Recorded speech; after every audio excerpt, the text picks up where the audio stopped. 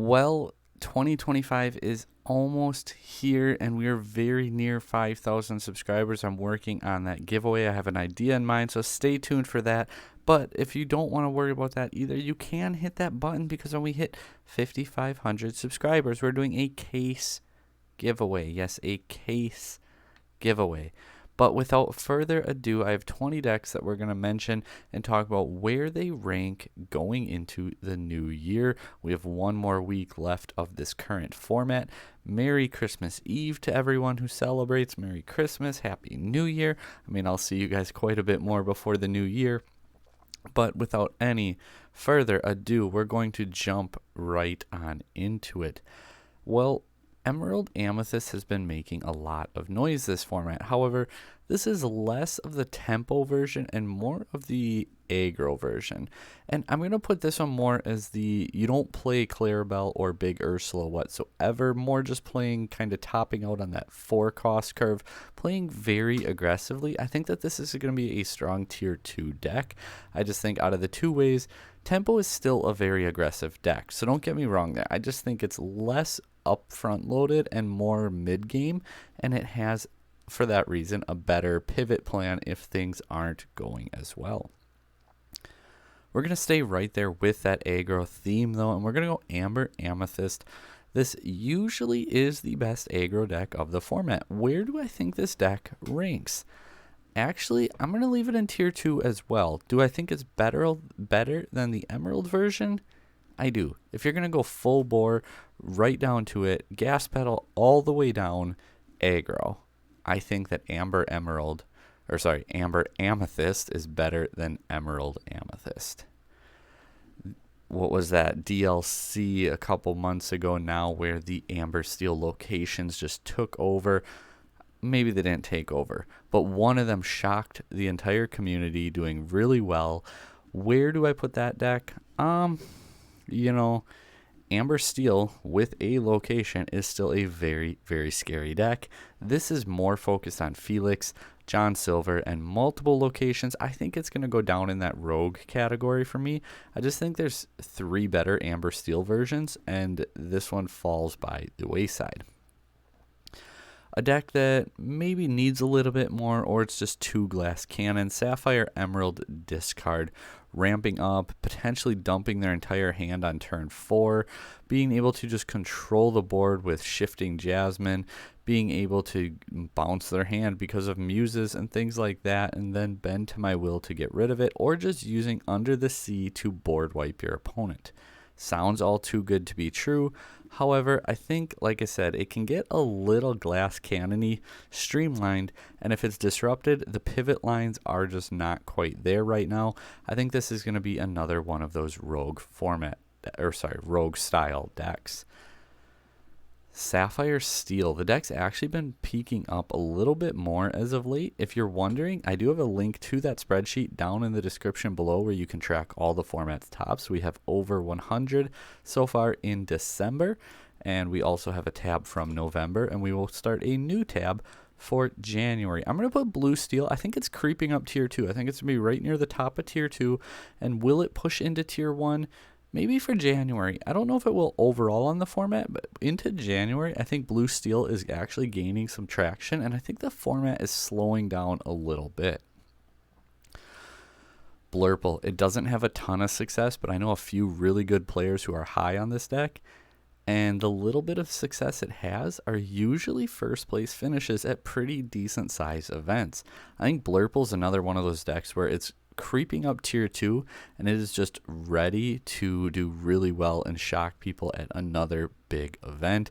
Blurple can be very scary, especially if that format, once again, if the format slows down into a slightly more controlled format. I think Blurple actually is sitting in a pretty strong spot.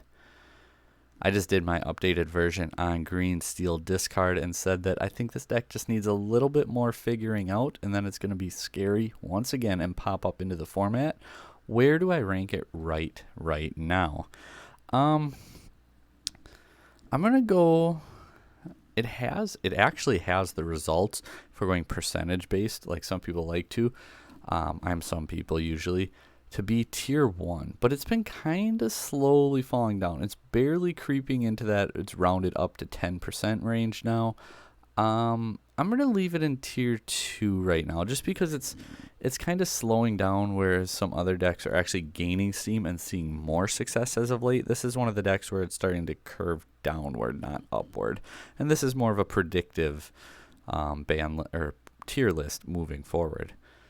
Emerald Steel Pirate aggro. This is a deck that I still think is very strong and very underrated. I would play it over Amethyst Emerald personally. Amber Amethyst. Honestly, I think it might be better even than Amber Amethyst when we're looking at just full-blown aggro decks. I think it doesn't have to win in those first initial turns as much as those two, and it has a little bit more of a mid-game. You don't want to get into the grindy game with it, but it just has the ability to do so a little bit better. Sapphire Amber Hero aggro. So my stepsister started playing recently, and this is the deck I built her. Between her and her boyfriend, we threw some things together, and she's actually been picking up pretty quick on it and sneaking out some good wins. The deck is better than you would expect, and if you're not ready for it, it can win out of nowhere, especially if you're not reading their cards, because you start to get into that state, and you're like, okay, that's got one lore, that does this, until you realize when this character quests, other characters get a lore.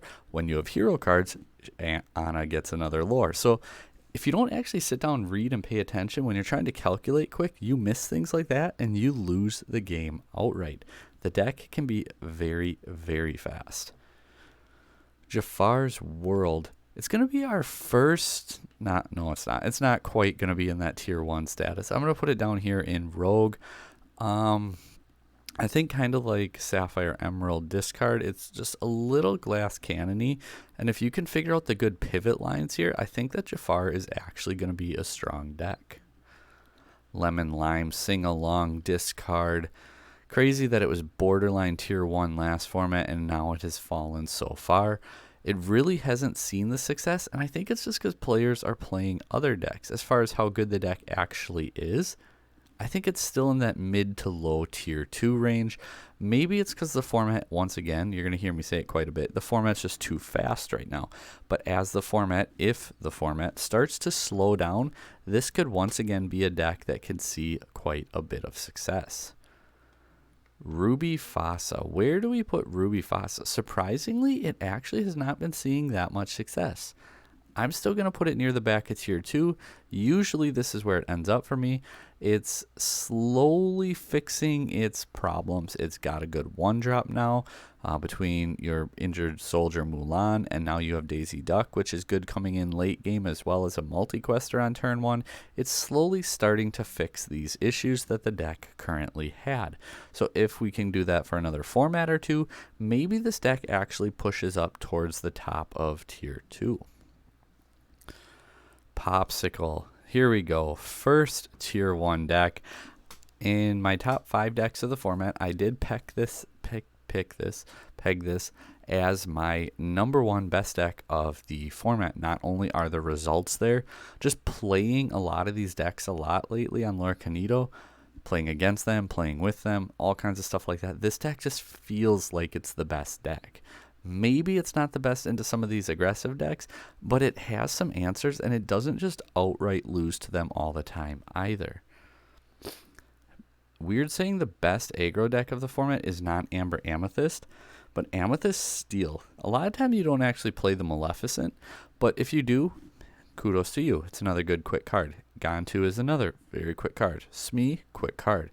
Being able to abuse things like library with your with your Mr. Smee, pointing at it and still say the wrong card, with your Mr. Smee, so when he loses out on damage, you at least get to replace him and draw a new card, along with Fire the Cannons, Smash, questing a whole bunch early, the draw power of Amethyst. This deck has actually been performing really well. It is starting to creep down though. It's still right there with the green steel discard. I just think between the two, I have more faith in purple steel currently. Ruby Amethyst. This is probably the front running deck for what I'm going to play at set championships. it feels so good. It's not bad, or it's not bad into anything. It doesn't feel like, I don't feel like I'm ever out of a game. It feels like I have the toolbox and the consistency, and it's just a matter of how the game unfolds. I think Ruby Amethyst is, and for the foreseeable future, a tier 1 deck, and like I said, I don't see that changing whatsoever.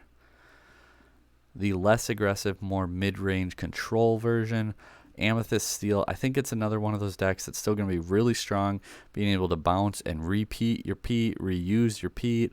Tinkerbell shift lines are now a thing too because of the evasive one, so that's really nice.